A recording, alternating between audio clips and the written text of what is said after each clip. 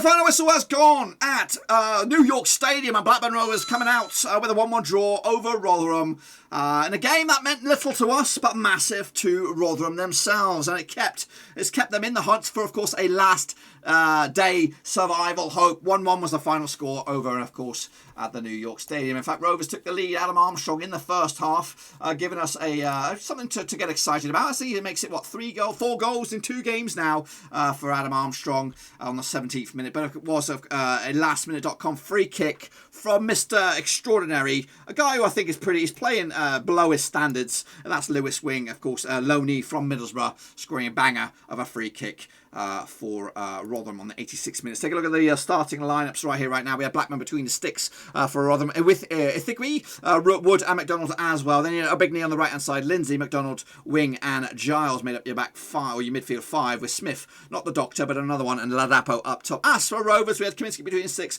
Amari Bell at left back, Lenihan, Harbour Bellis and Nyambi at the back 4 there.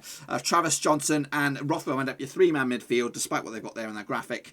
Gallagher, Brereton and Armstrong up top was, of course, your Badgers right there. Of course, let's take a look at some stats and figures then for you right here, right now. Let's close all this shit up here. We don't really want to look at that. So yes, Rovers had more, of course, possession. I'm sure we did. 58% to their 42, despite the fact that Rotherham were the team in need the most. Fortunately for Rovers, we're not going to be no end of the season drama, but Rotherham will, of course, be licking the lips at the prospect that they could survive on the final day. We'll take a look at the table in a minute. Of course, yes, possession-wise, 58% going in favour of Rovers, 42% going in favour of Rotherham. We had 17 shots compared to their 14, and 6 of those were on target. 5 for, of course, Rotherham. A game which I think we should have won already comfortably, which goes to show that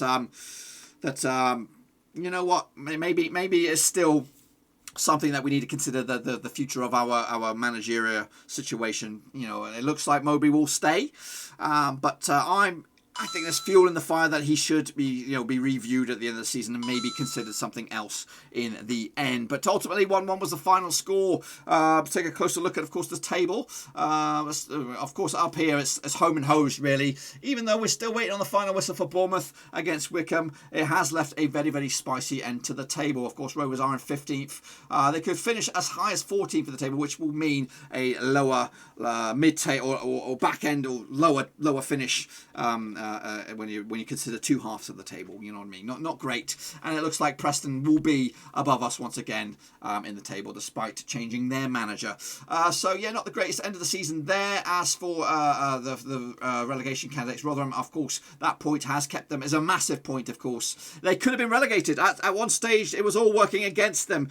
Derby were winning, Blackburn Rovers were winning, and they could have ended the season relegated. And of course, the social media couldn't even report it because of the blackout. But I'm here to let you know they are still here and still in with a chance to get themselves out of it. Of course, they play Luton on midweek, and of course, a win for them. In that match, they could go above Derby, of course, on goal difference, which would then leave Derby and Sheffield Wednesday in a real bit of a conundrum to see themselves fight for survival. So, yeah, end of the season drama, which will see Sheffield Wednesday take on Derby. Of course, Sheffield Wednesday only picking up a point against Forest earlier today. And, of course, Wickham right here, right now, also winning as well. Wickham's goal difference is the major negative for them. They'll need a massive goal swing for them to get out of it. They'll need to see Derby County get thumped by Sheffield Wednesday. I don't even know. I think they need to win like 40-0 or something crazy to get themselves out of it. But anyway, regardless of all that, Rovers, end the season doing okay, of course, not brilliant, but we look forward to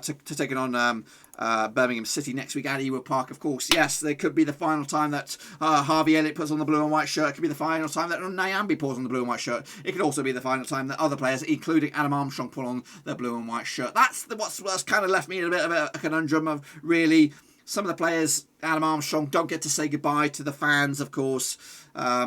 With question marks still around about attendances and all that kind of stuff. So yeah, it's a bit of a pickle, but unfortunately, it's the nature of the beast. I'm looking forward to the end of the season. I'm looking forward to seeing what Rovers have up the sleeve, and of course what Mowbray's intentions should he remain at the helm. But for me today, you know, I was looking to win this game, but for me, I'd rather have some end of the season drama to look forward to than a signed, sealed, delivered end of the season drama where the promotion's already done, the playoffs already done, the relegation done. So right here, right now, we'll enter the final day of the season with all three of the teams realistically have got an outside shot to staying up, and Derby still under question marks as to see if they will remain. Anyway, until a little bit later on, I'll do a detailed review of the match itself, and also a little bit later on, I'll be live for, of course, a channel update, a 19,000 channel update, so make sure you come back for that. And again, check out the other stuff on the channel right here, right now. Big summer up ahead, so make sure you tell your buddies, and of course smash your subscribe as well, and we'll do it all again very, very soon. Until then though, I'll see you all for the next one. Until then, check out the links down below: Twitter, Twitch, Facebook, and Patreon if you want to support channel in another way. That's the best place to do. Until then, I'll see you soon for the next one.